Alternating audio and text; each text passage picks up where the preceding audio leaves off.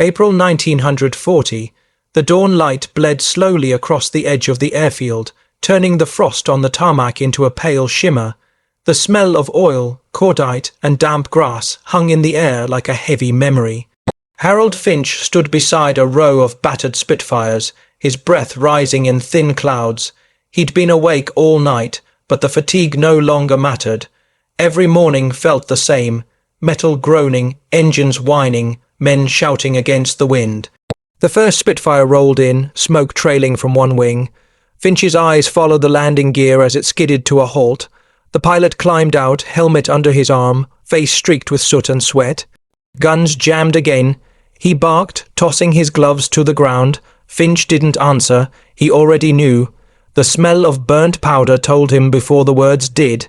He walked toward the aircraft, fingers tracing the edge of the cowling. The Browning machine guns mounted in the wings were still warm. One had jammed halfway through its belt again, the same cursed malfunction that had haunted them for weeks. Out there, in the dogfights above the channel, seconds meant survival. A jammed gun meant a coffin. Finch knelt beside the wing, listening to the ticking of the cooling metal. Around him, the airfield buzzed with distant engines and hurried voices. Mechanics shouted for tools. Officers called out coordinates. Runners carried messages through the wind. It all blurred into a steady hum, but for Finch, time slowed. He saw the jammed feed, the mangled casing, the brittle brass. He knew the pattern too well. He removed the access panel, his breath fogging against the steel. Inside, the ammunition belt had twisted, caught where vibration met friction. The guns worked perfectly in testing, but not in battle. The recoil, the angle of ascent, the turbulence, they all conspired against them. Finch wiped his hands on a rag blackened with grease. "It's not the gun," he muttered. "It's the rhythm." The phrase lingered in his head, rhythm. He couldn't explain why that word felt right, but it did. The Spitfire's guns fired out of sync. Two machines meant to sing together, but always slightly off, beat. The vibration jarred the feed, the belt twisted, the gun choked. Every time it happened, someone died. He looked up as another plane approached, wobbling on descent. The sound of its misfiring engine was uneven, like a heartbeat skipping. Men ran toward it, shouting for stretchers before it even stopped rolling. Finch turned away. He couldn't look any more. Too many mornings had ended like this. Back in the hangar, the light was thin and grey, filtered through a layer of grime on the windows. The smell of oil mixed with cold steel and the faint sweetness of antifreeze. Rows of tools hung neatly along the wall, his world, his comfort. He sat on a wooden stool beside a stripped-down wing, the empty casing of a gun feed laid bare before him. He traced each component with calloused fingers, the feed tray, the recoil spring, the belt roller. Every inch told a story. He could almost hear the gun complaining, begging for balance it didn't have. He tried a new alignment, shifted a bearing, adjusted the feed angle by a fraction. Nothing worked. The problem wasn't in the parts. It was in the design itself. Outside, a siren wailed briefly, then died. Somewhere, the war kept moving, indifferent to his struggle. Finch leaned back, rubbing his eyes. His hands trembled from exhaustion. He'd been up for 36 hours, maybe more. He wasn't sure anymore. Time had become a loop of failure and persistence. He remembered the faces of the pilots who'd come back angry, scared, or not at all. They trusted him, they needed their guns to work, yet here he was staring at a jammed mechanism like it was some unsolvable riddle. He felt small, smaller than the war, smaller than the machine. "Finch," someone shouted from across the hangar. He looked up to see Sergeant Price, clipboard in hand, walking briskly toward him. "Command wants another sortie up by noon. Can you get the guns cleared by then?" Finch nodded without thinking. "I'll make it work." Price hesitated. "You said that yesterday." "I'll make it work," Finch repeated, quieter this time. When Price left, the hangar fell silent again except for the soft creak of metal and the distant wind whistling through broken panels. Finch stared at the disassembled gun. He knew every bolt, every thread, every imperfection. Still, he couldn't find the answer. He closed his eyes. He could hear the planes, distant, fading. He pictured the dogfights, tracer rounds slicing through cloud and smoke. The pilots trusted their mechanics more than anyone, but trust couldn't stop a jam. Trust couldn't bring a man home. He stood, stretching his stiff back, and walked to the far end of the hangar. The floor was scattered with discarded parts, scrap metal, twisted brackets, empty ammunition boxes. Amid the clutter, something caught the light. A rusted bicycle leaning against the wall, half buried under canvas. It belonged to one of the messengers, abandoned months ago when the engine trucks arrived. Finch paused. The chain glinted faintly under the weak light, links perfectly interlocked, tensioned just enough to move without slipping, simple, precise, perfect rhythm. He stared at it for a long moment, something stirring at the edge of thought. An idea not yet born, a flicker beneath the noise. Then he turned away, shaking his head. He didn't have time for fantasies. There was work to do, but as he picked up his tools again, the image of that chain stayed with him. Steady, balanced, endlessly moving. He couldn't shake it. Outside, the wind grew stronger, sweeping across the open field, carrying the faint echo of distant engines. Finch tightened another bolt, his hands steady now. The war wasn't waiting for him, but maybe, just maybe, he could catch up. Part 2, the night dropped over the airfield like a heavy blanket, swallowing what little warmth the day had left. The hangar lights flickered, casting long shadows over rows of half-repaired Spitfires. Finch sat alone at his workbench, sleeves rolled up, oil caked beneath his fingernails. The others had gone hours ago, leaving behind silence and the smell of burnt steel. A single lamp hung above him, its faint hum filling the emptiness. He stared at the blueprint, spread across the table, not an official diagram, just a piece of brown paper covered in pencil marks, coffee stains, and notes scribbled in frustration. Lines crossed over lines, arrows pointed nowhere. The Browning's feed system mocked him from the page. He'd redrawn it 100 times. Each time, the same flaw stared back. He ran his hands through his hair, pulling lightly at the roots, trying to force his thoughts into order. Somewhere out there in the cold, dark sky, pilots were trusting machines that refused to listen. He imagined them squeezing the trigger, waiting for the burst that never came, the silence before the enemy's fire. That silence haunted him more than the noise. He closed his eyes and leaned forward, the sound of the wind outside like a low whisper through the hangar's metal ribs. Every rattle, every gust, seemed to carry the same words, "Fix it." He lit a cigarette, the orange tip flaring in the dark. Smoke curled upward in slow, trembling ribbons. He watched it twist and fade, the same way ideas did, bright for a second, then gone. He thought about leaving, about sleep, about letting someone else carry the burden. But that wasn't who he was. He stubbed the cigarette out on a metal plate, then looked again at the blueprint. Maybe the problem wasn't the gun at all. Maybe it was the timing, the synchronization between the two wings, the vibration patterns at high speeds, the recoil pulse echoing through the fuselage. He imagined it all in motion, two guns firing fractions of a second apart, their rhythm colliding instead of aligning.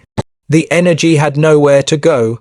He scribbled a note beside the diagram, rhythm of recoil, feed, delay, transfer, motion. The handwriting slanted with fatigue, but the thought was clear. Machines weren't just metal. They were rhythm and timing, cause and reaction, motion feeding motion. When that rhythm broke, everything failed. The door creaked open behind him. A cold draft swept through. It was Corporal Webb, one of the younger mechanics, his eyes heavy with exhaustion.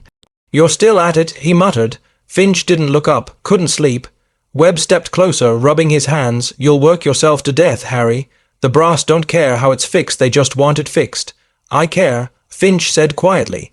Webb hesitated, then sighed. "Suit yourself. I'll bring you some tea in the morning." He turned to leave, pausing at the door, tried to get a few hours, the first sorties at dawn. When the door shut, Finch exhaled slowly.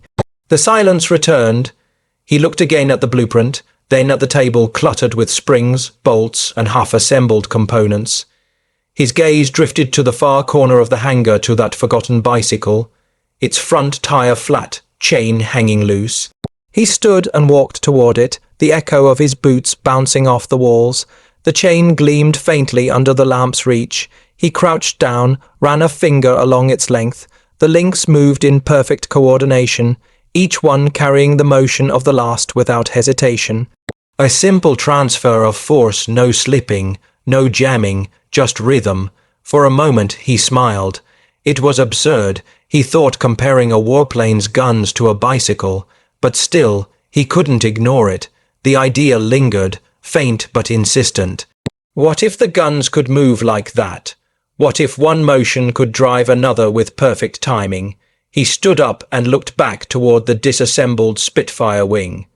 The smell of oil and cold metal filled his lungs. Somewhere outside, thunder rolled faintly, or maybe it was artillery in the distance. The world was burning, and here he was, chasing the ghost of an idea. Finch went back to the workbench. He drew again, fast, almost desperate. Circles connected by lines, a loop of motion, a chain of rhythm. His hand trembled, the pencil scratching furiously against paper. The marks made no sense, yet they weren't supposed to. But something deep in him stirred, a quiet certainty that he was close. Hours passed unnoticed. The lamp flickered as the fuel thinned. When it finally died, the room fell into darkness. Only the faint grey of dawn seeped through the cracks in the doors. Finch sat back, eyes burning, and stared at his sketches. The war would not wait for him. The next sortie would lift off in an hour. He rose, stretched his stiff neck, and glanced once more at the bicycle leaning in the shadows. He whispered to himself, barely audible, "There's rhythm in everything. You just have to find it." Outside, engines began to roar to life, their growls shaking the walls. Mechanics shouted over the noise. Finch picked up his rag, wiped the grease from his hands, and stepped into the morning light. The cold air stung his face, but he didn't care. He walked toward the line of Spitfires, their propellers spinning in unison. Somewhere deep inside, the first spark had already formed, small, fragile, but alive. He didn't know it yet, but that spark would change everything. As the planes taxied down the runway, Finch turned back toward the hangar, his mind still echoing with that single word, rhythm, and somewhere beneath that thought, the glint of a bicycle chain waited patient, perfect, ready to be remembered. Part 1, the rain came without warning. A hard, relentless curtain of water that turned the airfield into a mire of mud and noise. The storm rolled in from the channel, carrying the smell of salt and smoke, and the faint, ghostly echoes of distant battle. The Spitfires sat lined along the tarmac, their wings slick with rain, their shadows swallowed by grey. Inside the hangar, Harold Finch tightened another bolt, jaw set, eyes fixed on the machine before him. His hands moved with mechanical precision, but his mind was elsewhere, buried beneath layers of worry, exhaustion, and the sound of orders echoing down the corridor. "Get them ready, Finch," came the voice of Sergeant Price, shouting over the rain. "We're short on aircraft, they fly again at dawn." Finch didn't look up. "They'll fly," he said. Price hesitated, and the guns, no answer, just the soft click of a wrench slipping into place. The question hung in the air like a sentence. Everyone knew the truth. The jamming hadn't stopped. The modification attempts had failed. Every sortie risked another jam, another pilot lost mid-combat. The engineers in London sent new diagrams, new orders, new excuses. None of them fixed the real problem.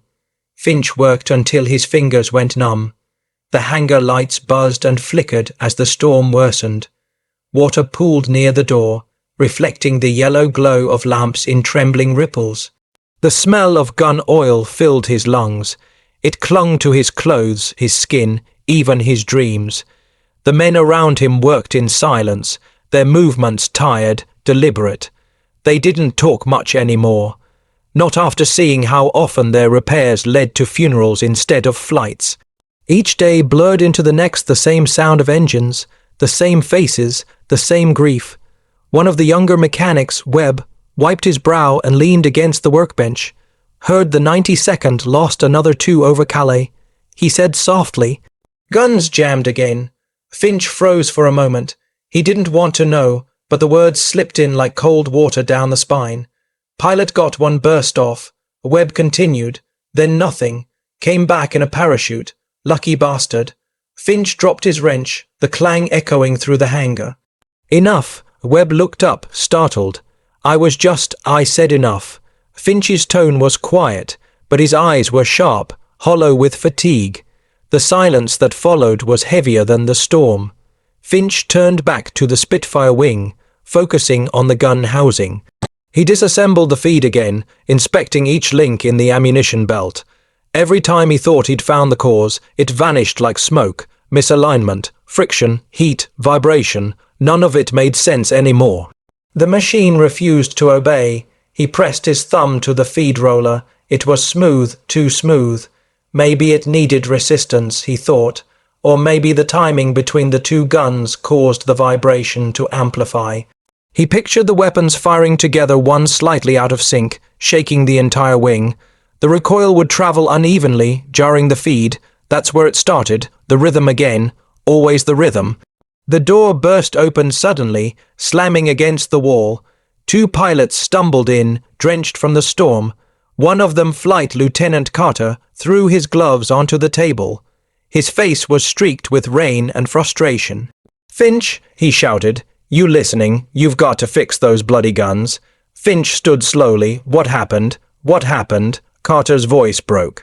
"I had a perfect shot at a Dornier. Perfect. Pressed the trigger, and the right gun jammed. The left one jammed 2 seconds later. 2 seconds. You know what that means up there. It means I might as well throw rocks."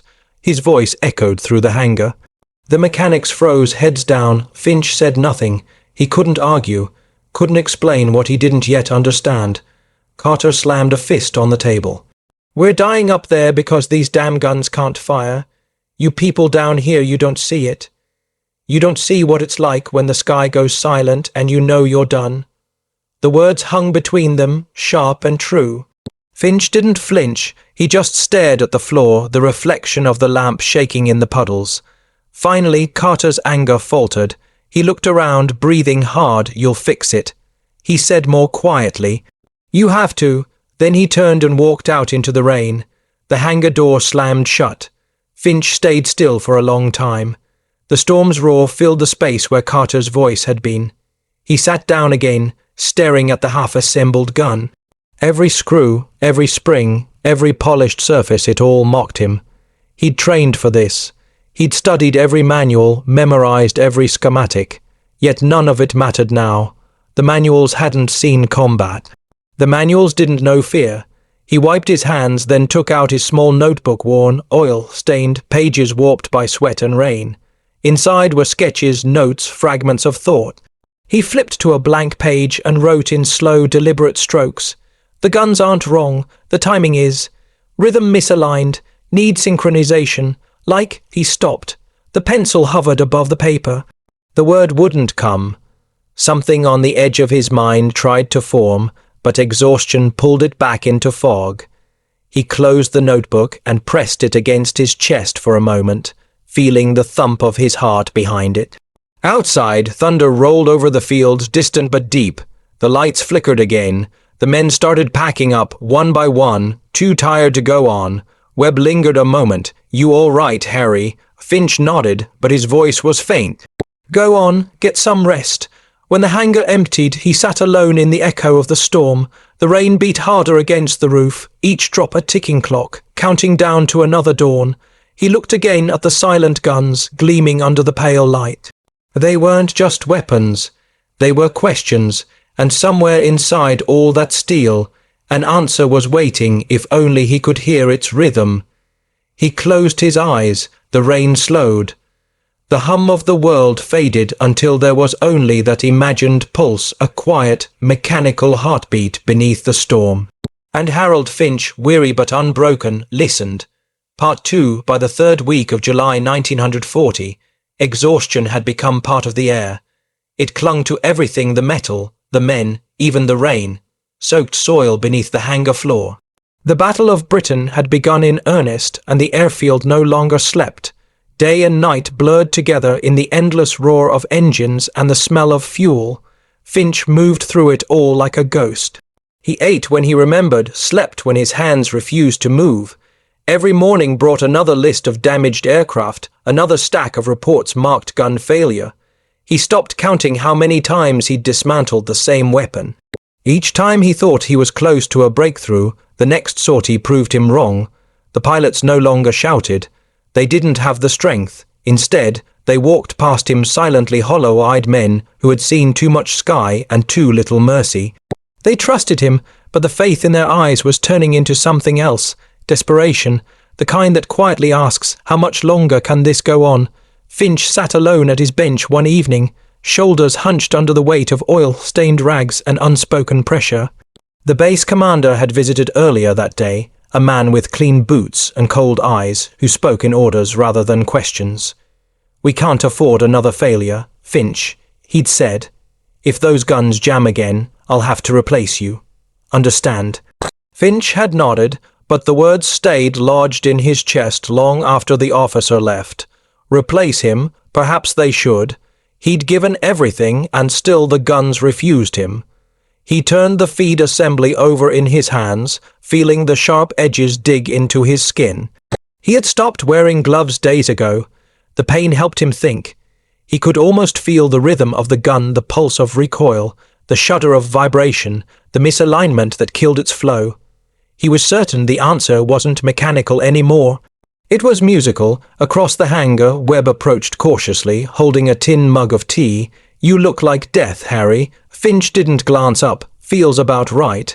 Price says the 303's jammed again. They're blaming the cold. Maybe they're right." Finch shook his head. "It's not the cold. It's timing. Always timing." Webb frowned. "Timing of what?" "The feed, the recoil, the motion between the two. The guns fight each other. One pulls when the other pushes. They're meant to work together, but they're out of step." Webb chuckled softly. "You make it sound like a dance." Finch finally looked up, eyes red from fatigue. "That's exactly what it is." Webb said nothing. He placed the mug beside Finch and walked away, shaking his head. He didn't understand, no one did. To them, Finch was just another mechanic losing himself in the noise. But inside that noise, Finch heard patterns, rhythms that spoke louder than words.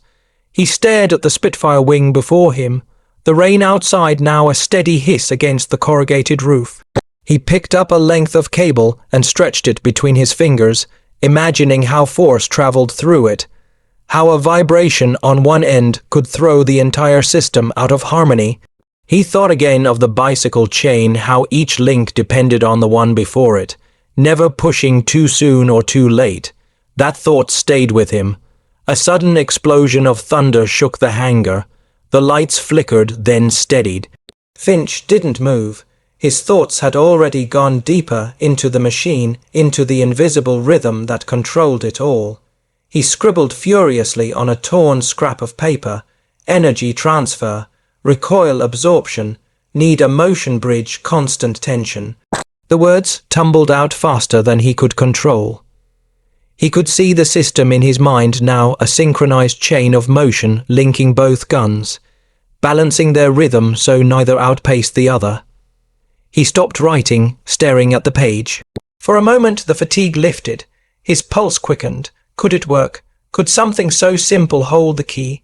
But the moment passed as quickly as it came. A gust of wind rattled the hangar doors. Reality returned, the command deadlines, the broken guns, the fear of failure.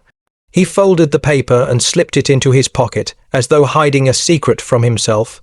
Later that night, when the others had gone, Finch walked out into the rain. The runway glistened under the dim lights. In the distance, a Spitfire stood ready for the morning flight, its wings heavy with water. He walked toward it slowly, his boots sinking into the mud. He rested a hand on the cold metal, feeling the faint vibration of the storm rolling through the air. "You'll work," he whispered. "You have to." For a long moment he just stood there, rain dripping from his hair, eyes fixed on the dark horizon. The war was far from him, yet everywhere around him, in the thunder above, in the quiet despair of men, in the ticking of the engines cooling beside him. Behind him the hangar loomed like a tired beast, filled with half-repaired miracles. He turned back toward it, resolve creeping into the cracks of exhaustion. Tomorrow he'd start again. He'd test, fail, rebuild, and test again. Because giving up wasn't an option, he walked back toward the faint glow of the hangar, the storm muffling his footsteps. Somewhere deep inside, beneath the fatigue and the fear, an idea waited, fragile, half-formed, but alive. And though Finch couldn't yet name it, it was already changing everything. Part 1. It was past midnight when the idea began to take shape. The airfield slept under a blanket of fog, the silence broken only by the distant groan of shifting hangar doors and the soft ticking of cooling engines. A thin crescent moon hung low, half hidden by drifting clouds. Harold Finch sat on a wooden crate outside the hangar, a cigarette burning low between his fingers, the smoke curled upward, pale against the darkness. His body was still, but his mind refused rest. The day had been long, another cycle of failure and demand, yet something inside him stirred a quiet restlessness he couldn't explain. He looked out at the rows of grounded aircraft, silhouettes against the mist. Each one represented countless hours of work and hope. Each one had killed men when the guns refused to fire. The thought gnawed at him. He took a slow drag, exhaled, and whispered to no one, "There has to be a way." From somewhere down the path came the faint squeak of a bicycle chain. Finch turned his head, watching a young messenger pedaling through the fog, delivering papers to the command post. The boy's coat flapped behind him as the tires cut through puddles. The steady rhythm of the chain, the crisp, unbroken pattern of motion caught Finch's ear. He frowned slightly, listening. Each link of the chain carried the next, neither too fast nor too slow. Perfect synchronization, no slip, no delay, just motion steady and obedient. When the boy disappeared into the mist, Finch's eyes stayed fixed on the path, long after the sound had faded. The image wouldn't leave him, a rhythm of links, each transferring energy without hesitation. He stood abruptly, his cigarette dropping to the wet ground. The thought came not as a flash of lightning, but as a steady light, growing brighter with every heartbeat. The guns jammed because their timing clashed, two mechanisms pulling against each other instead of flowing as one. But what if they could be linked? What if one motion could feed the next, like links on a chain? Finch walked back into the hangar, heart pounding faster than it had in days. The place was dark except for a single lamp flickering above the main bench. He switched it on, flooding the room with weak yellow light. The air was cold, filled with the metallic tang of oil and rust. He grabbed his notebook from the table, flipping it open to a clean page. The pencil trembled in his hand. He began to sketch two gun housings, connected by a simple tension system. His lines were rough, frantic, but his mind was clear. The idea wasn't madness, it was rhythm, a shared pulse between the guns, a bridge of motion. He muttered to himself as he drew, constant tension, linked feed, distribute recoil evenly, the bicycle. The thought repeated itself like a drumbeat, the way each link bore the strain of the last, perfectly measured, perfectly timed. He needed something like that, a system that could synchronize the twin Brownings without slipping or catching. He pushed the stool aside and rummaged through the tool chests. Chains, gears, belts, bits of scavenged machinery from old trucks and broken generators. Nothing quite fit. Then, in the corner of the hangar, his eyes fell on the old bicycle again. Rusted, forgotten, but intact. He walked over and lifted it upright. The tires were flat, the frame dented, but the chain still held. He turned the pedals slowly, watching each link catch the teeth of the sprocket, pull, release, and move on. Smooth, predictable, reliable. Finch smiled faintly, the first genuine smile in weeks. He unhooked the chain carefully, the metal cold and stiff beneath his fingers. He carried it to the workbench, laying it down beside his sketches. It glimmered faintly under the lamp, as though it understood its new purpose. He worked through the night, cutting, measuring, testing. The sound of his tools echoed softly in the vast emptiness of the hangar, the quiet tapping of a hammer, the rasp of a file, the whisper of gears turning. Outside, the fog thickened, swallowing the world. Inside, a different kind of storm gathered. Finch's mind was alive now, sharp and clear. The fatigue was gone, replaced by something electric, the fragile excitement of discovery. He built a small mock-up using spare parts. Two spools mounted side by side, linked by the chain. When he turned one, the other followed perfectly, their motion synchronized in flawless rhythm. He laughed quietly under his breath. Not joy, disbelief. It worked. The principle worked. He jotted a quick note in his book. Chain synchronization eliminates independent recoil lag. Possible solution for feed jamming. The words felt unreal, like writing down the outline of a dream before it vanished. He looked up at the Spitfire wing resting nearby, its empty gun housings waiting in silence. "We'll make you sing again," he whispered. The lamp began to dim, the fuel nearly gone. Finch wiped the sweat and grime from his forehead. His hands trembled not from exhaustion now, but from the weight of what he might have just discovered. For the first time in months, he felt something close to hope. Fragile, yes, but alive. The kind of hope that keeps men awake through the darkest hours. He stood there, staring at the rough prototype, as the first faint glow of dawn crept through the cracks in the hangar door. The night had given him something he didn't expect, not sleep, not rest, but revelation. And though the war outside raged on, in this quiet corner of England, a single mechanic had found a rhythm that could change everything. Part 2 the next morning broke grey and cold, the kind of chill that settled into the bones and refused to leave. The fog still clung to the airfield, crawling low across the tarmac like smoke. The sound of engines warming up echoed faintly in the distance, distant, mechanical, rhythmic. But inside the hangar, time felt suspended. Harold Finch hadn't slept. His eyes burned red from fatigue. His clothes smelled of oil and sweat. And yet he felt more awake than he had in weeks. The crude mock-up he'd built sat on the table before him, a mess of metal scraps, bolts, and the salvaged bicycle chain that now linked two spools together. It was ugly improvised, rough, but when he turned one side, the other moved in perfect unison. No delay, no resistance, the rhythm was flawless. He stared at it for a long moment, his breath shallow. It shouldn't have worked, not with parts scavenged from a bicycle and broken machinery, but it did. The chain held its tension like a promise. Each link carried the motion of the last, perfectly balanced, perfectly timed. He turned it again, slower this time. The motion was hypnotic. Click, click. Click, smooth as silk. Behind him, the hangar door creaked open. Sergeant Price stepped in, his boots splashing against puddles of melted frost. "You're here again," he said flatly. "Didn't you leave at all?" Finch didn't look up. "Didn't need to," Price frowned. "You look like hell." "Feels about right." Price sighed and took a few steps closer. "Listen, Finch, the brass is breathing down my neck. They want those guns operational before the next push. We've got more sorties today and we're down to 2 working aircraft." Finch nodded, still focused on the chain. "They'll work," he said quietly. Price glanced at the contraption on the table. "What's this? More scrap?" Finch smiled faintly, the first trace of energy in his voice. "Not scrap. Balance." Price arched an eyebrow. "Balance. Synchronization," Finch said, finally meeting his eyes. "The guns jam because their timing's off, each one firing just a breath apart. That vibration builds, rattles the feed, twists the belt. But if both guns could share the same motion, the same rhythm," he gestured toward the chain, "then they'd move as one." Price stared at the device, unimpressed. A bicycle chain. Finch didn't answer.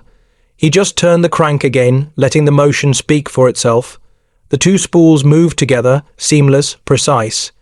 The rhythm was steady, mesmerizing in its simplicity. Price folded his arms. "Even if that ridiculous thing works, Command will never approve it. You can't just slap a bicycle chain on a Spitfire, Harry." Finch smirked. "Then I won't tell them until it does." The sergeant shook his head. "You'll hang for unauthorized modification." "Maybe," Finch said, "but not before I make it work." For a moment they stood in silence, the mechanic and the soldier, both exhausted, both trapped in the same endless war. Price looked at him again, something softer flickering in his eyes. "You've lost it, Finch." "Maybe I finally found it," Finch replied. Price sighed and walked away, muttering something under his breath. The hangar door slammed shut, leaving Finch alone again with his invention. He turned back to the table. The idea still pulsed in his head, alive and urgent. He grabbed a piece of chalk and marked the Spitfire's wing housing, measuring the distance between the 2 guns. His mind was moving faster than his hands now, building possibilities in the air mount points, gear alignments, chain tension ratios. Every line he drew was another heartbeat in this new rhythm he was chasing. Hours passed unnoticed, Outside, the fog lifted into a pale afternoon light, and the sounds of war grew louder. Planes took off one after another, their engines screaming into the grey sky. Finch didn't look up. He was lost in the motion in the way the idea had wrapped itself around him like the chain around its sprocket. At one point, Webb appeared at the door, holding 2 mugs of tea. Still alive, then, he said.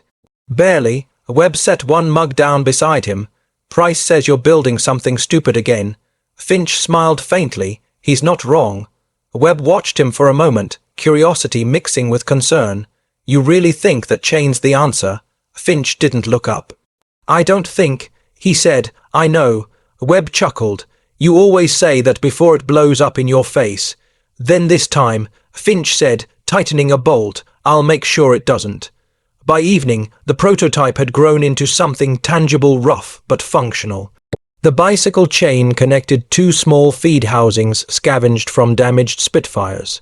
When Finch turned the manual crank, both feeds moved together, pulling their belts in perfect unison.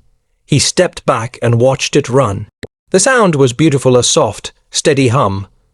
No rattling, no stutter, just pure rhythm. For the first time in months, the hangar didn't feel like a tomb. It felt like a workshop, again a place where creation still had meaning amid the destruction. Finch wiped his hands, his face streaked with grime, his eyes alive with a quiet fire. It's not the guns that need fixing, he whispered, it's how they speak to each other. He shut off the lamp, plunging the room into semi-darkness. Outside, the last rays of daylight touched the horizon, washing the field in dull gold.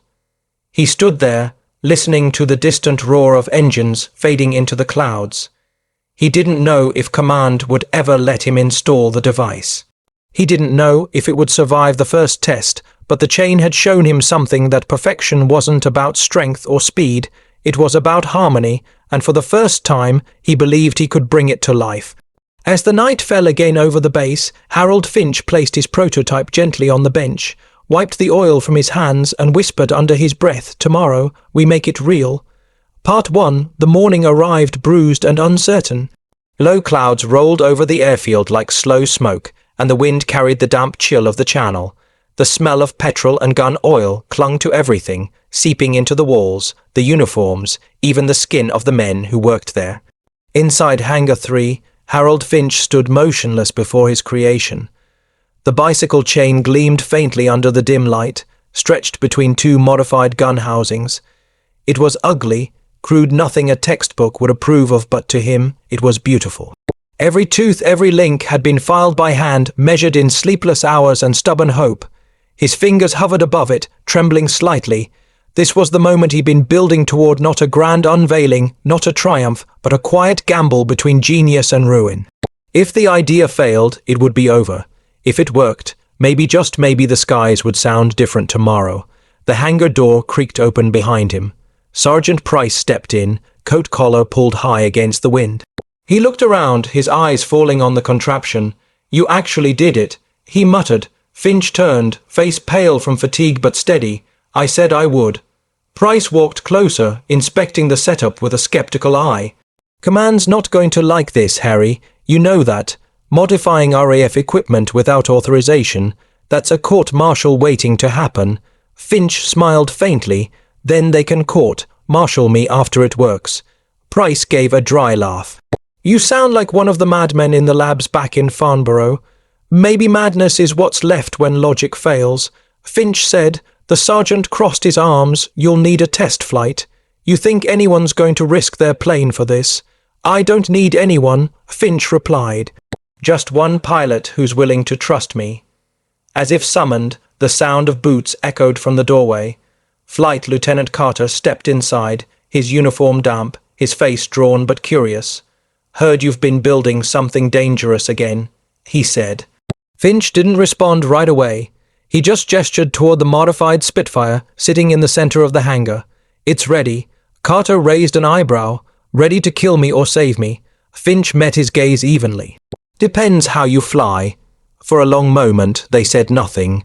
The air between them was heavy with unspoken history, the shouting, the anger, the shared frustration of a war fought in the sky and lost on the ground. Carter finally stepped closer, inspecting the device. "You used a bicycle chain." Finch nodded once. Carter let out a low whistle. "Bloody hell, you really have lost it." "Maybe," Finch said softly, "but it works. The chain synchronizes both guns, equalizes recoil, stops the belts from twisting. It'll fire twice as fast, cleaner, smoother." Carter turned the crank experimentally, watching the mechanism move. To his surprise, the motion was smooth mechanical poetry. The two feed rollers turned in perfect rhythm. He looked at Finch, something between disbelief and reluctant admiration flickering in his eyes. "You really think this will hold up in combat?" "I don't think," Finch said. "I know." Carter smirked. "You always say that right before something explodes." "Then at least it'll explode beautifully." Price groaned softly. "For God's sake, you two are insane." But he didn't stop them. The rest of the mechanics gathered quietly, drawn by whispers of what Finch had built. They stood in the shadows, watching as the two men prepared the modified Spitfire. No one spoke. The air was too fragile, the moment too uncertain. The bicycle chain glinted like a secret they weren't supposed to see. Outside, the wind howled across the open field. Finch's breath fogged in front of him as he double-checked the fittings. Every bolt, every joint, every tension point, all of it had to hold. There was no room for error. Carter pulled on his gloves. "If this thing sends me into the channel," he said, "I'm haunting you." Finch gave a tired smile. "You'll be too busy flying." They rolled the aircraft out onto the tarmac. The morning light was weak, filtered through a sky the color of pewter. Mechanics followed at a distance, silent witnesses to either brilliance or disaster. The engine roared to life, a deep, throaty growl that shook the ground beneath their boots. Finch stepped back, shielding his eyes from the spinning propeller. The Spitfire trembled, eager to fly. He couldn't hear his own heartbeat over the thunder of the engine, but he felt it pounding, uneven, alive. Carter gave a quick thumbs up from the cockpit. Finch returned it, forcing calm into his shaking hands. As the plane began to taxi, Price leaned closer to Finch, shouting over the noise. "If this goes wrong, you didn't get the idea from me." Finch barely heard him. His eyes were locked on the Spitfire as it moved down the runway, gaining speed. The bicycle chain, hidden beneath the wing, rattled softly, steady, balanced, confident. The aircraft lifted off the ground, cutting through the clouds like a blade. Finch watched until it disappeared into the mist. For a long moment, the only sound was the wind. Then came the staccato crack of distant gunfire, sharp, rapid, relentless. He closed his eyes. It was either the sound of failure or the first proof of something extraordinary. And somewhere above the clouds, the truth was about to be revealed. Part 2, the Spitfire sliced through the fog like a silver ghost. Its engine thundered over the field, rattling windows and hearts alike. Every man on the ground stood frozen, eyes fixed on the sky.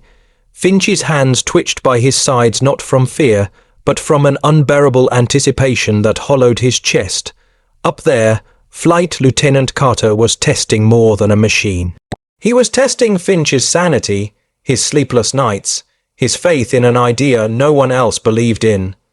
The bicycle chain, that small, absurd link between hope and ruin, now decided whether men would live or die. The radio crackled faintly on the bench beside Finch. "Control, this is Raven 1. Carter's voice came through, steady but tight, leveling at 5,000, testing synchronized fire.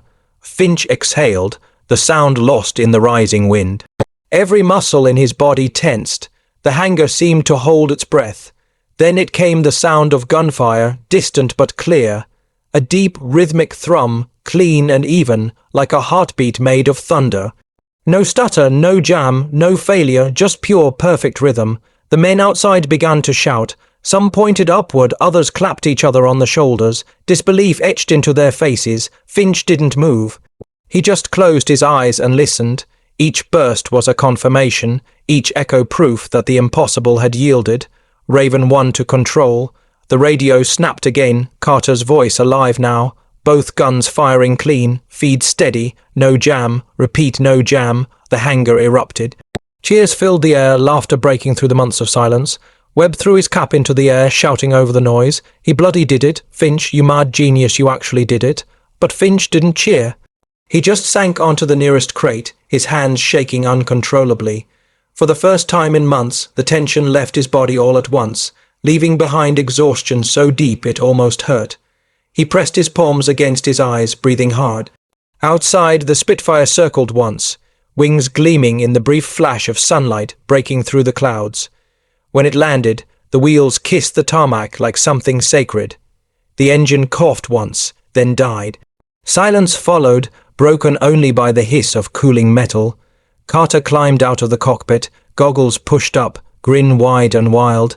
"It works, Finch," he shouted, striding toward him.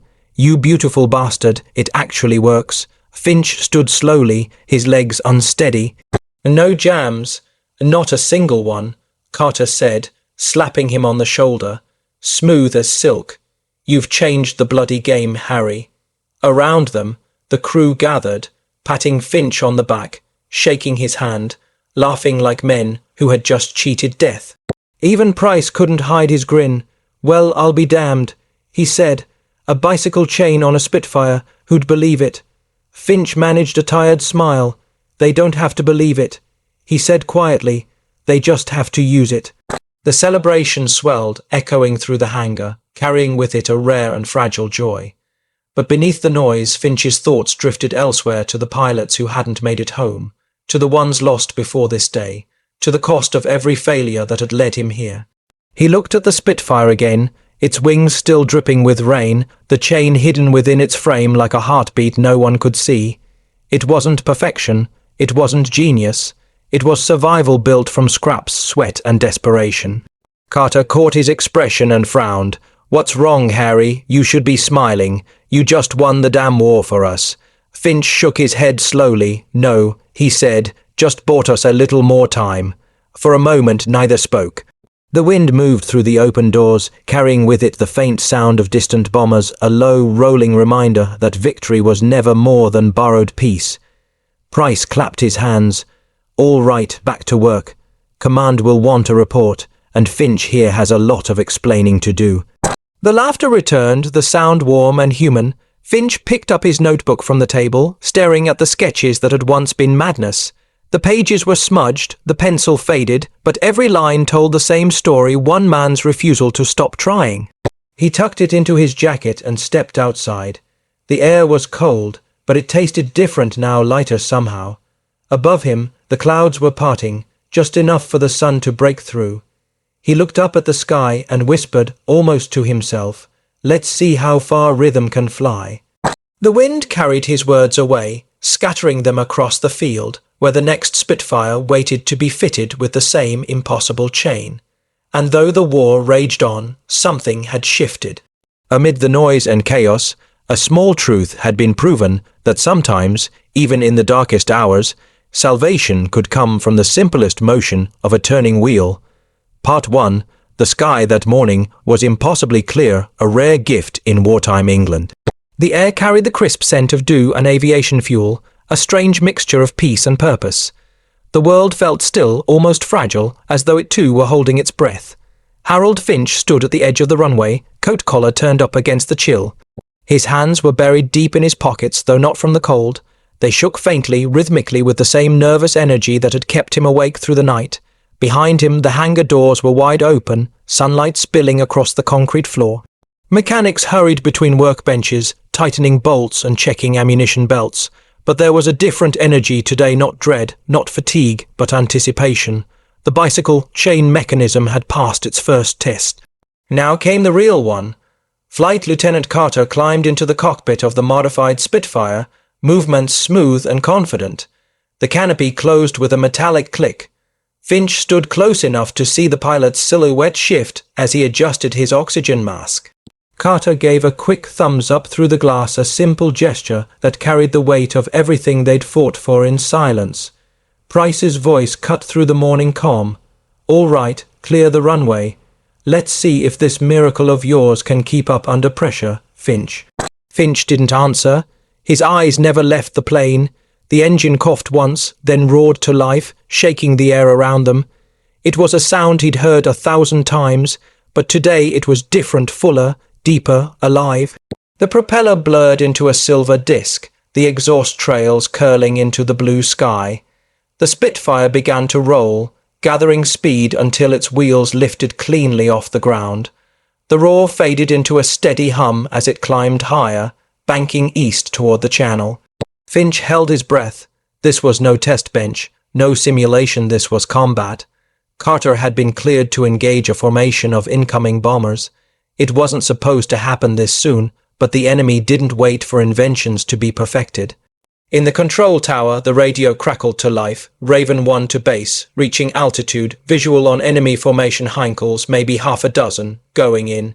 Price muttered, "Madman." Finch said nothing. His heart pounded with the same rhythm as the guns he had built. Every second stretched into eternity. The silence before the first shot was unbearable. Then it came. A burst of gunfire, rapid, steady, and impossibly smooth. The sound rolled through the static, clean and continuous, like thunder stitched into the fabric of air. Chain holding.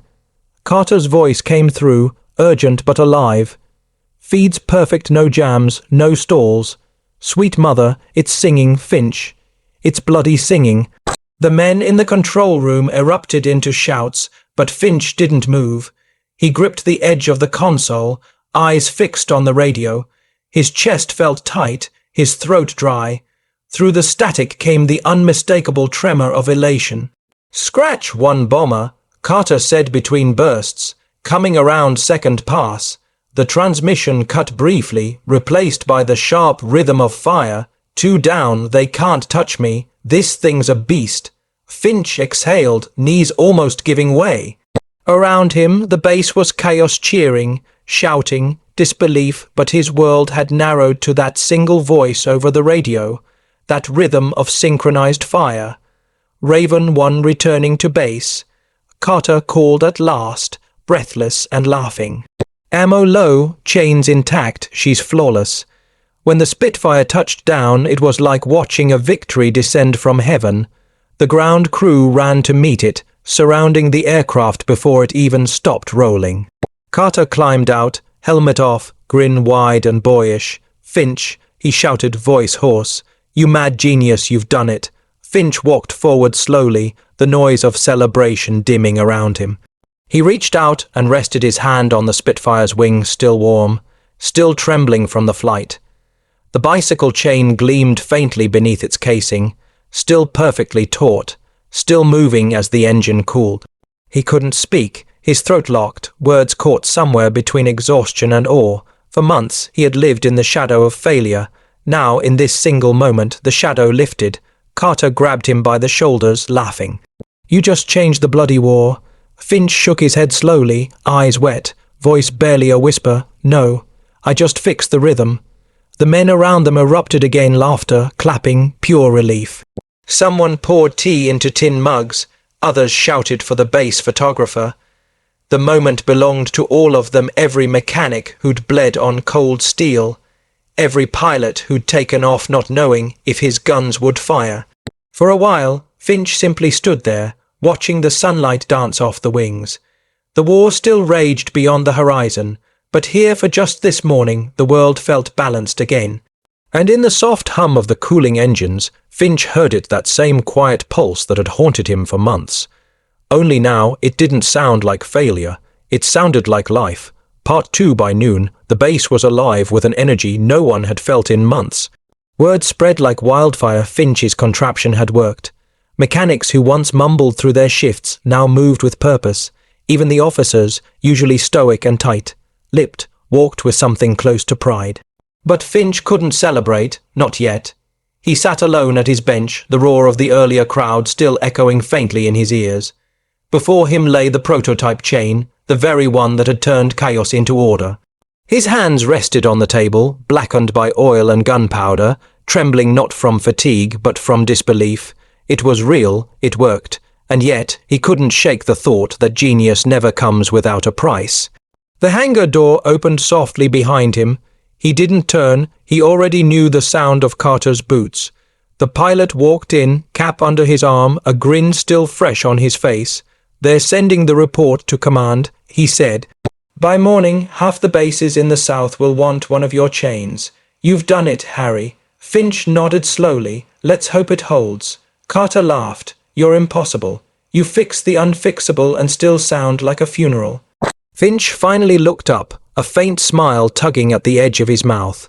You forget I've seen what happens when things don't hold. Carter's grin faded. The two men sat in silence, the kind only shared by those who have seen too much sky and too many friends not return. After a moment, Finch reached into his pocket and pulled out his small notebook. The cover was torn, the pages stained, but to him it was more valuable than any medal. He opened it to the sketch that had started everything, two crude circles joined by a jagged line. A bicycle chain drawn in pencil, born from exhaustion and stubborn hope. He slid the book across the table. Here, you'll need to take this with you. Carter frowned. What for? In case they don't listen, Finch said. In case they think it's luck or chance. You show them the proof, the drawings, the math. They won't believe it otherwise.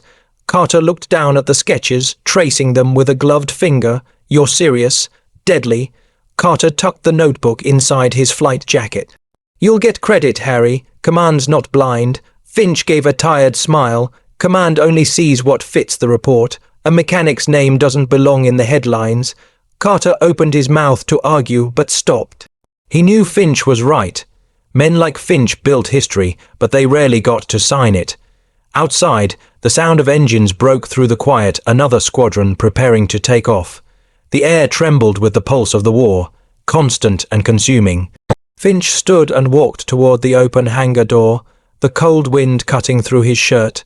He watched as the Spitfires lined up, each one carrying a piece of his work hidden inside its wings.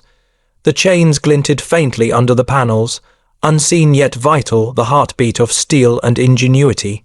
Price approached from behind, clipboard in hand. They're calling it the Finch Drive. He said dryly, has a nice ring to it, don't you think? Finch chuckled under his breath. That's ridiculous. Better than the bicycle chain fix. Price replied. Command loves a name they can print. Finch didn't answer. His eyes followed the Spitfires as they began their run, engines roaring, wheels lifting free. They rose into the blue like silver arrows, one after another, their synchronized guns gleaming in the sunlight. For a moment, everything was quiet, the kind of silence that comes only after months of noise. Finch closed his eyes. In that stillness, he could hear it, the rhythm he'd chased for so long, now alive in the sky. When he opened his eyes again, the planes were specks against the horizon. The sound of their guns, when it came, was distant but pure, steady, perfect, untouchable. The impossible had become ordinary. Carter's voice broke through his thoughts. You know, they'll never understand how simple it was.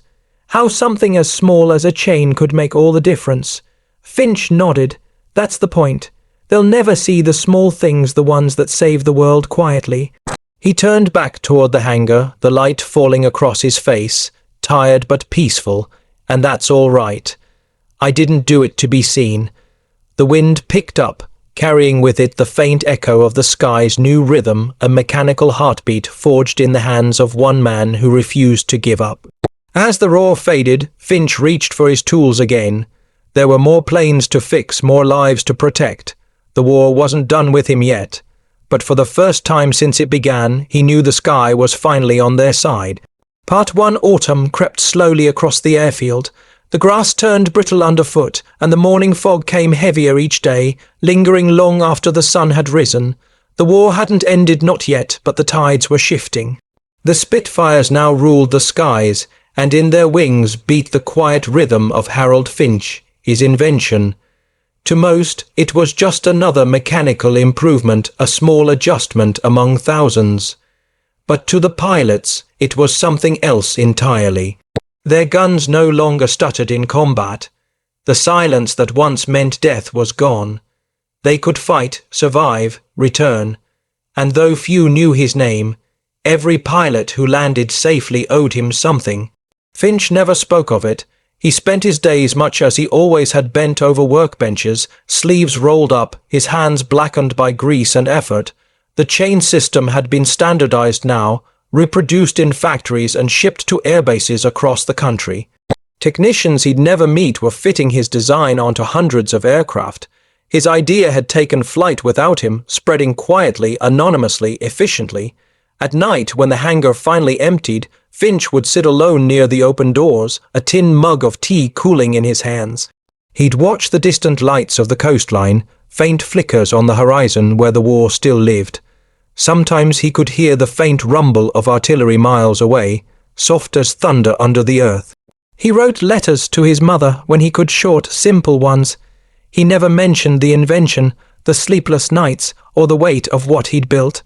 Instead, he wrote of the small things, the smell of rain on the tarmac, the way the sunrise painted the hangar windows gold, how the tea never quite stayed hot enough. He told her the truth, but never the whole of it. "Don't worry about me," he wrote once. "I fix things, that's what I do." The truth was more complicated. Every invention he'd learned came with a cost. For every pilot saved, another didn't make it back. The improved guns meant fiercer battles, longer fights. Progress always carried its own kind of blood. He'd built something that changed the war, but wars didn't end because of machines. They ended because men ran out of the will to keep breaking. The radio crackled constantly in the background of his day's reports of sorties, raids, losses. Finch listened, always with the same quiet stillness, as if counting the names that weren't there. Every victory came with silence between the words. Every cheer had an echo. One evening near dusk, Webb found him sitting by the wing of a grounded Spitfire, a half-finished repair beside him. The light fell soft and gold through the hangar, catching in the grease on Finch's hands. "You don't look happy for a man who saved half the squadron," Webb said gently. Finch smiled faintly without looking up. "Happy doesn't fit here." "Still," Webb said, sitting beside him, "you did something good. You gave them a fighting chance." Finch nodded. "That's all any of us can do. Give them a chance." They sat in silence for a while. The only sounds were the ticking of the cooling metal and the distant hum of generators. Webb glanced at the plane's wing. "You think they'll remember?" Finch's eyes followed the fading light. "They'll remember the pilots, the battles, not the chain. Maybe that's enough." Webb said. Finch nodded again. "It is." The conversation drifted away, carried off by the wind that swept through the hangar. The war still raged, but here, in this quiet space between battles, there was peace, the kind made not of silence, but of acceptance. Finch stood, brushing the dust from his trousers, and turned back to his tools. The work never stopped. There was always another aircraft, another fault, another problem waiting for hands that refused to rest. And yet, as he tightened another bolt, he felt something new in the rhythm of his movements, not urgency, not fear, but calm. The same rhythm that had haunted him months ago was now steady, familiar, alive. The war was still far from over, but for Finch, the battle he'd fought, the one against failure, doubt, and despair, had already been won. Part 2. Winter settled over the airfield like a shroud. Frost crept across the hangar doors each morning, and the men worked in thick gloves, their breath clouding in the freezing air. The war had changed, but it hadn't slowed. The skies above England still burned from time to time, streaked with the red and silver scars of aerial combat. Harold Finch had grown thinner. His hair had gone a shade greyer at the temples, and the lines around his eyes told the story of too many nights spent awake, listening to the sound of distant engines. Yet there was something different in him now, a steadiness that came not from pride, but from purpose. The chain system he'd built, once a forbidden experiment, had now become standard issue across the Royal Air Force. He'd watched it spread quietly, first from his own base, then to others, until reports came back from the front lines. Planes that had once failed mid-battle were now returning home in one piece.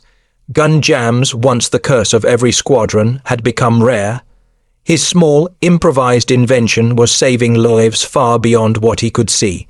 He never told anyone how that made him feel. In the evenings, he'd walk the edge of the runway, hands deep in his pockets, boots crunching against frost. He'd stop and look out toward the darkened horizon where the clouds met the sea. Somewhere out there, men were fighting, their fate bound to the rhythm of machines he had helped perfect. Some nights he imagined he could hear them, not the planes themselves, but the pattern of their fire, the clean, unbroken bursts of sound that once existed only in his mind. It was strange to think that something so violent could sound almost beautiful, A letter arrived one morning from a pilot he'd never met. It came from a squadron stationed miles away, written in hurried script on stained paper. To whoever built the new gun system, we don't know your name, but it works like nothing we've seen. We just came back from Calais, 4 aircraft, all firing clean the whole way, no jams, no malfunctions. We came back alive, whoever you are, thank you. Finch folded the letter carefully and slipped it into his notebook. It was the only kind of recognition he ever wanted. Later that day, as the sun dipped low behind the hangars, he sat by the heater in the corner of the mess hall. The air smelled faintly of burnt toast and engine grease. Webb joined him, carrying 2 mugs of weak tea. They're saying the chain system's being fitted on the new models. Webb said, even the night fighters, you'll be in the manuals soon, Harry. Finch smiled faintly. Manuals don't list names, just instructions. Webb shrugged. Still not bad for a mechanic with no sleep and a stolen bicycle chain. Finch chuckled softly. The sound surprised him. It was never about glory, he said. It was about rhythm. About making something that finally made sense in all this chaos. Webb raised his mug. To rhythm, then. Finch clinked his cup gently against Webb's. To survival. They drank in silence, the faint hum of engines outside reminding them both that the world never truly stopped. When Webb left, Finch stayed behind. The heater crackled softly. He pulled his small notebook from his pocket and turned to the last page. Beneath his old sketches, he began to write not equations, not schematics, but words. Sometimes brilliance isn't found in invention. It's found in persistence, in the refusal to let things stay broken. He closed the notebook, staring at the worn cover for a moment before slipping it away again.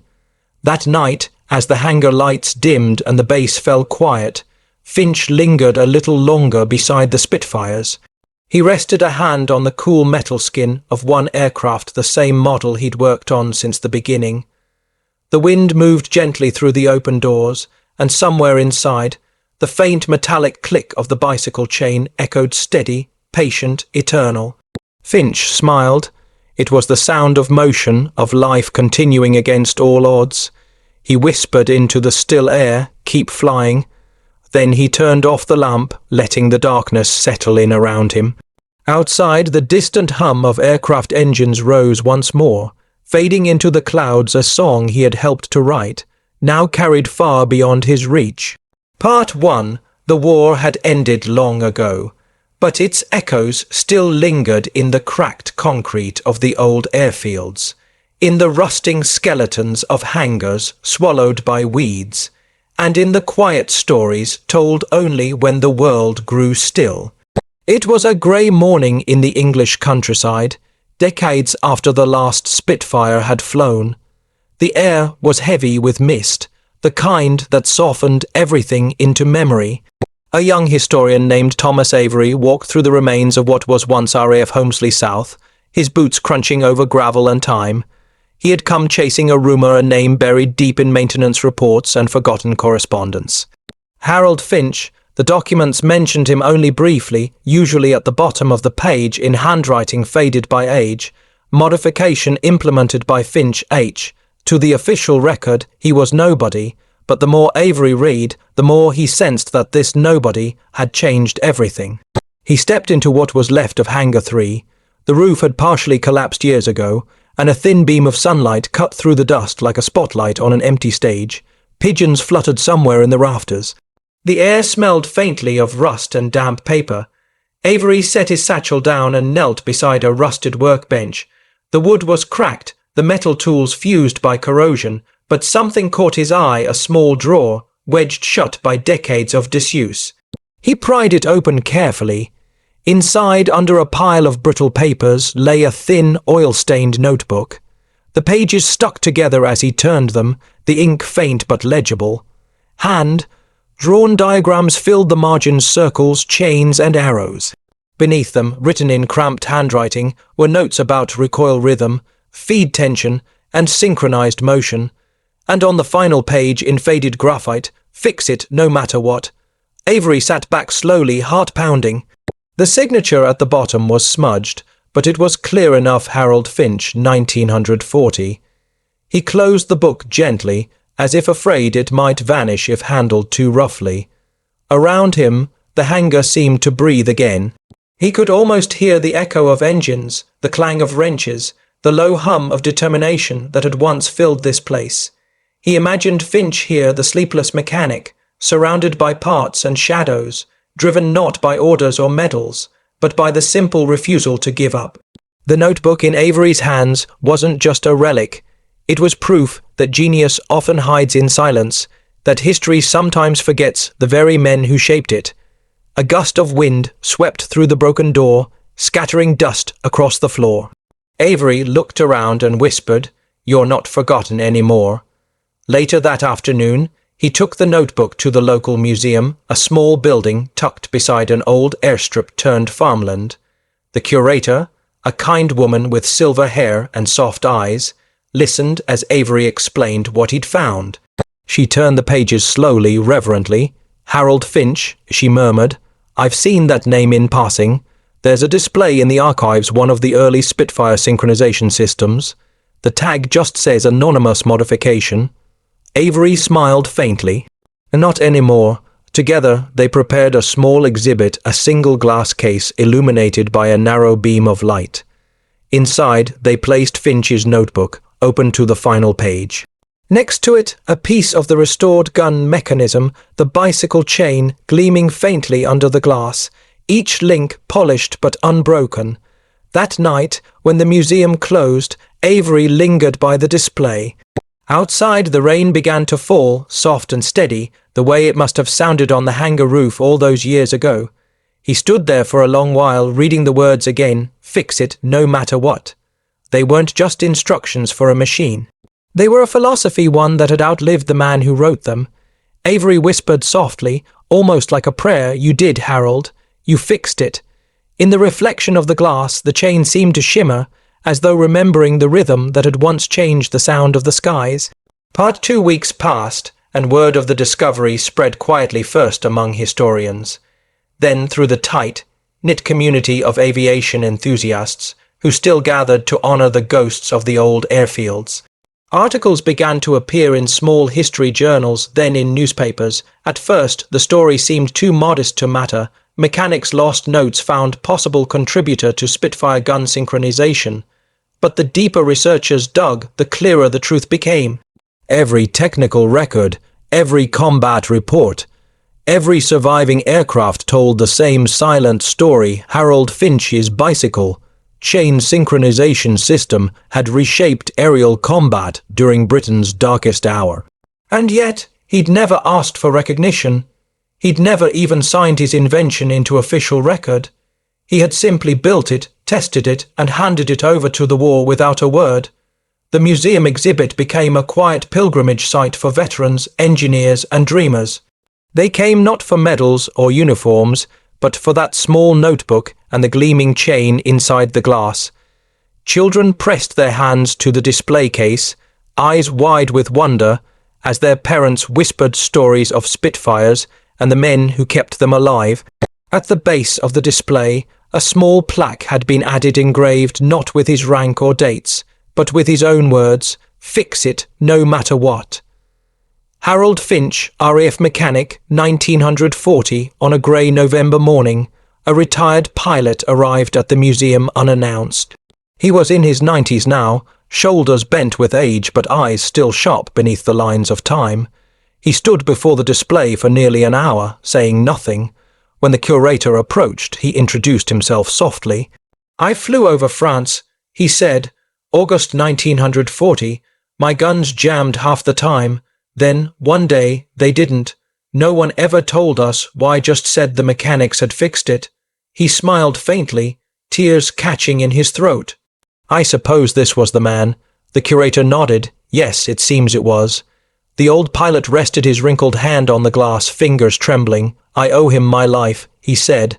That afternoon, as the museum emptied, the curator found herself standing alone in the quiet. The light from the window fell across the chain, turning it to silver.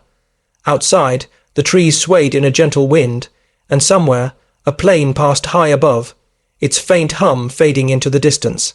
In that moment, the building felt less like a museum and more like a chapel, a place not of worship, but of remembrance. Later that evening, Avery returned to check the exhibit one last time before closing. He paused beside the display, the words on the plaque glinting faintly in the soft light. He thought about Finch, a man who'd never seen the full scope of what he'd done, whose hands had worked through nights of failure, whose eyes had watched the dawn break over machines he hoped would save lives. A man who'd lived without fame, but whose quiet persistence had rippled across history. Avery leaned closer, his reflection merging with the glass. It wasn't luck that changed history that day, he whispered. It was genius, the kind born not from comfort, but from desperation. Outside, dusk settled over the airfield ruins.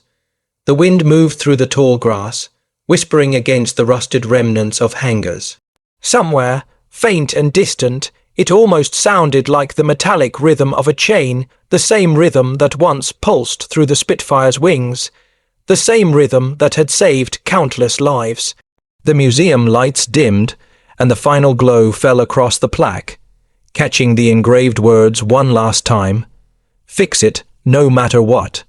A silent mantra, a legacy, a truth carved not into stone, but into time itself. And as night claimed the sky, the world outside grew quiet, not empty, but at peace, carrying the memory of a forgotten mechanic whose small act of brilliance still echoed softly in the heartbeats of history.